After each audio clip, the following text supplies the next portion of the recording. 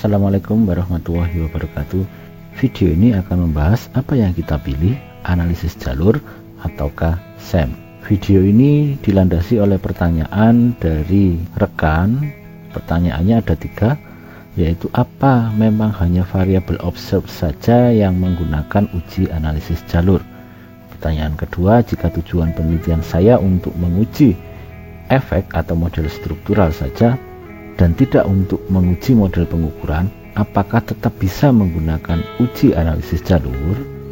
Pertanyaan ketiga, bagaimana cara menjawab pertanyaan kepada saya, kenapa menggunakan analisis jalur yang bukan SEM, padahal variabel kamu adalah variabel laten.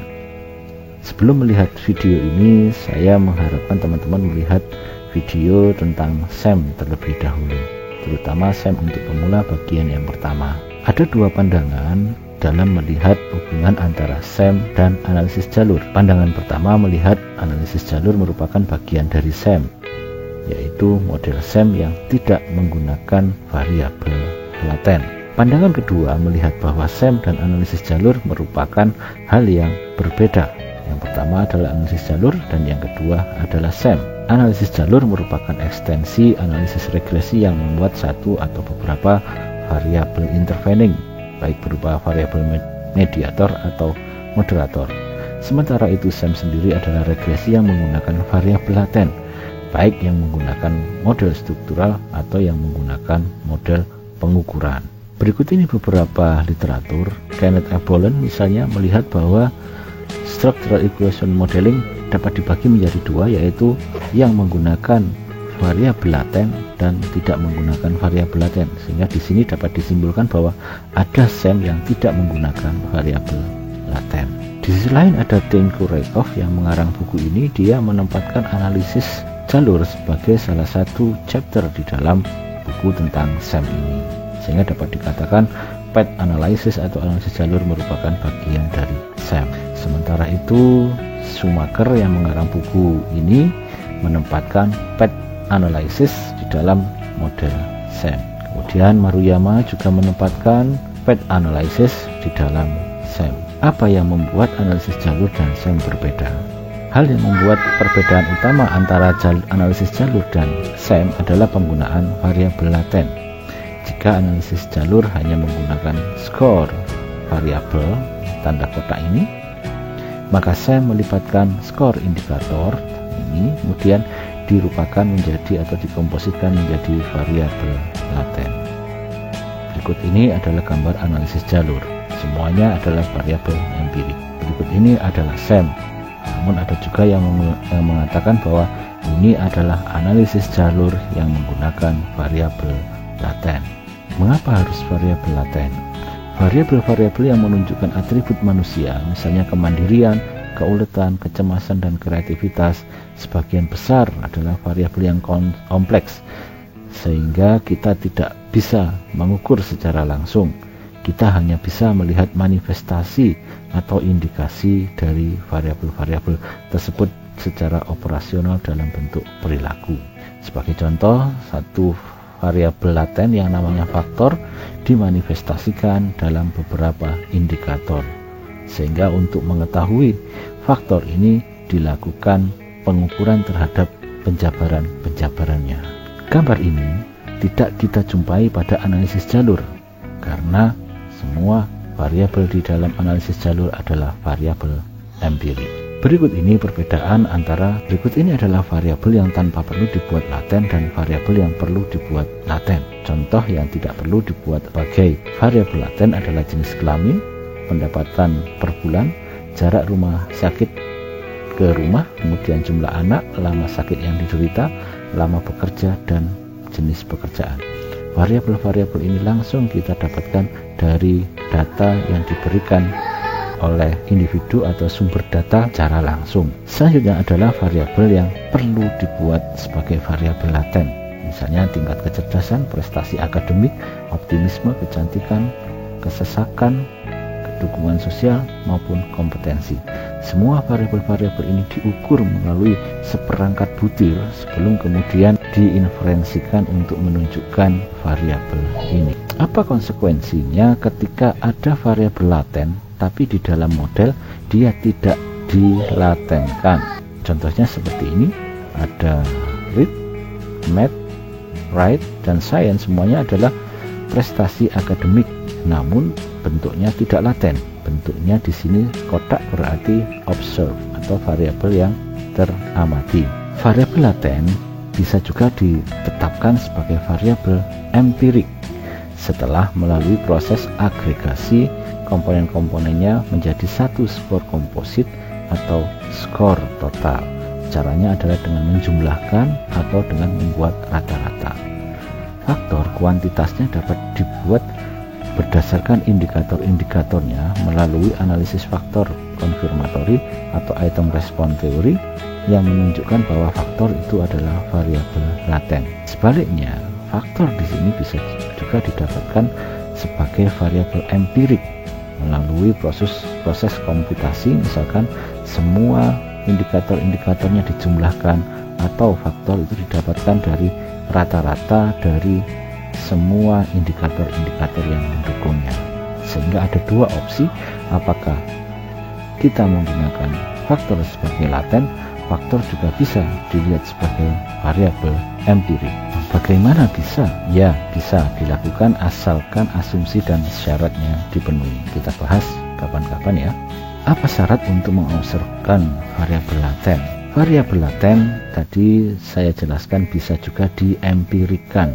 Syaratnya adalah yang pertama, reliabilitas butir-butir pendukungnya atau indikator-indikator yang membuat variabel tersebut harus tinggi. Karena literatur menunjukkan ketika melakukan path analysis harus rendah errornya atau dapat dikatakan reliabilitasnya tinggi. Syarat yang kedua adalah konten-konten butir adalah unidimensi sehingga bisa dijumlahkan. Unidimensi di sini artinya satu arah semuanya. Misalkan mengukur inteligensi, semua butir mengarah ke arah inteligensi yang tinggi sehingga bisa dijumlahkan. Syarat yang ketiga ada asumsi paralel atau ekuivalen dan sebagainya. Syarat ini kebanyakan tidak dipakai karena sudah diasumsikan sejak awal bahwa indikator-indikator yang dikembangkan dalam sebuah skala atau sebuah tes sudah memenuhi validitas isi. Apa pertimbangan untuk menggunakan dan tidak menggunakan variabel laten? Saya mengutip dari tulisan saya, kemudian tulisan ini, kemudian tulisan ini. Jawabannya adalah kita lihat kelebihan dan keterbatasan masing-masing. Kita mulai dari kelebihan dan keterbatasan analisis jalur. Analisis jalur mudah dipahami karena modelnya sederhana sehingga mudah dilakukan. Kemudian model ini dapat memuat banyak butir tanpa ketakutan untuk mendapatkan ketepatan model yang rendah. Selama validitas dan reliabilitas skala yang dipakai di dalam model ini tinggi, maka model fit biasanya lebih mudah dicapai. Selanjutnya, kebutuhan ukuran sampel tidak sebanyak dari SEM. Keterbatasan analisis jalur adalah kadang tidak dapat dipakai untuk menguji ketepatan model ketika derajat kebebasannya sama dengan 0. Kemudian mengasumsikan bahwa tidak ada error pengukuran dalam satu variabel yang biasa dipakai sebagai alasan untuk membuat analisis jalur adalah tidak masuk akal. Namun hal ini bisa dicapai atau digantikan dengan reliabilitas pengukuran yang tinggi. Selain itu, di analisis jalur, reliabilitas dan validitas dilakukan secara terpisah. Reliabilitas dan validitas dianalisis terlebih dahulu, baru kemudian dilanjutkan dengan uji statistika. Beda dengan SEM atau path analysis yang menggunakan variabel laten, di mana pengujian reliabilitas, validitas, dan uji statistik dilakukan dalam satu model secara simultan. Yang terakhir, sumbangan efektif yang dihasilkan dari analisis jalur masih terkontaminasi oleh error pengukuran. Berikut ini kelebihan dan keterbatasan SEM. SEM modelnya lebih komprehensif karena melibatkan unsur pengukuran dan struktural atau statistika dalam satu model. Pengujian reliabilitas dan validitas terpadu sehingga menghasilkan hasil estimasi yang relatif terpercaya. SEM dapat dipakai untuk menguji ketepatan model. Ini merupakan sebuah tantangan, namun ketika berhasil memberikan satu sumbangan yang cukup besar dalam pengembangan model. Sumbangan efektif yang dihasilkan sudah terbebas dari error pengukuran. Dapat dipakai untuk membandingkan model yang lain asalkan nested. Namun pendekatan yang terbaru meskipun modelnya tidak nested tetap dapat diperbandingkan. Keterbatasan SEM yang pertama adalah kompleks. Kadang memakan waktu untuk memodifikasi model sehingga didapatkan ketepatan yang memuaskan.